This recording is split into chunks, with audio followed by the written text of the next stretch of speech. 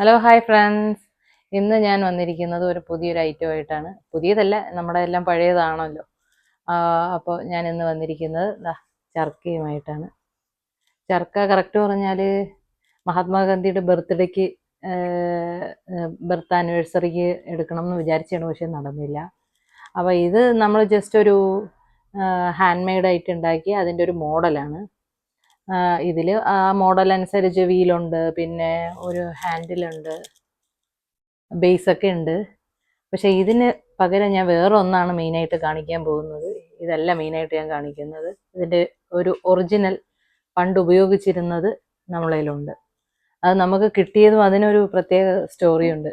അത് കിട്ടിയതും ഒരു ഡച്ച് കാരിയിൽ നിന്നാണ് കിട്ടിയത്, നമ്മളെ നാട്ടുകാരിൽ നിന്നല്ല. അത് അവർക്ക് ഗുജറാത്തിൽ നിന്ന് ഒരാൾ ഗിഫ്റ്റ് കൊടുത്തതാണ്. അവർ ഒരു സമയത്ത് ഇന്ത്യയിൽ വർക്ക് ചെയ്തിരുന്നു, ഒരു കമ്പനി ആവശ്യത്തിന് വേണ്ടി ഇന്ത്യയിൽ വർക്ക് ചെയ്തിരുന്നു. അപ്പോൾ ഗുജറാത്തിൽ ആയിരുന്നു അവർക്ക് ജോബ് ഉണ്ടായിരുന്നത്. അപ്പോൾ അവർക്ക് അവിടെയുള്ള ഒരു സുഹൃത്ത് സമ്മാനമായിട്ട് കൊടുത്തതാണ്. അവർ വളരെ വാല്യുബിളായിട്ട് അവരെ കയ്യിൽ വെച്ചിരുന്നതാണ്. അങ്ങനെ അവർ പിന്നെ കുറച്ച് നാൾ കഴിഞ്ഞ് UAE ജോലിക്ക് വന്നപ്പോൾ അതും കൊണ്ട് അവർ വന്നിരുന്നു. തിരിച്ച് അവർ അവരുടെ സ്ഥലത്തേക്ക് ജോലി മാറ്റം കിട്ടിയപ്പോൾ കൊണ്ടുപോകാനായിട്ട് ശ്രമിച്ചു.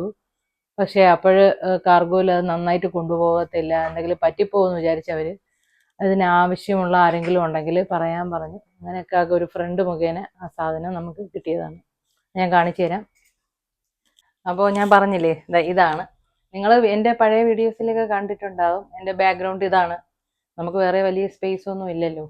അതുകൊണ്ട് ഈ ഉള്ള ഇടത്ത് സാധനങ്ങളിടയിൽ തന്നെ ഇരുന്നത് കൊണ്ട് നിങ്ങൾക്ക് പലതും റിപ്പീറ്റായിട്ട് കാണാൻ പറ്റുന്നതായിരിക്കും. ഇതാണ് എൻ്റെ ബാക്ക് സൈഡിൽ എപ്പോഴും ഇരിക്കുന്നത്. ഇത് നല്ല സ്ട്രോങ് ആയിട്ടുള്ള ഒരു തടി കൊണ്ടുണ്ടാക്കിയിട്ടുള്ളതാണ്. കണ്ടിട്ടുള്ളവർ പറഞ്ഞത് പഴയ ഈട്ടിത്തടിയൊക്കെ ആയിരിക്കണം എന്ന് പറഞ്ഞു.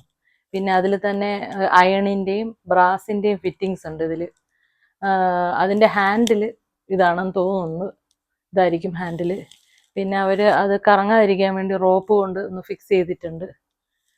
ഇത് ഉപയോഗിച്ചിരുന്നതാണെന്നാണ് അവർ പറഞ്ഞത്. കണ്ടോ, ഇതിലൊക്കെ അവർ ത്രെഡ് പിടിപ്പിച്ചിരുന്നു എന്നൊക്കെ പറഞ്ഞായിരുന്നു.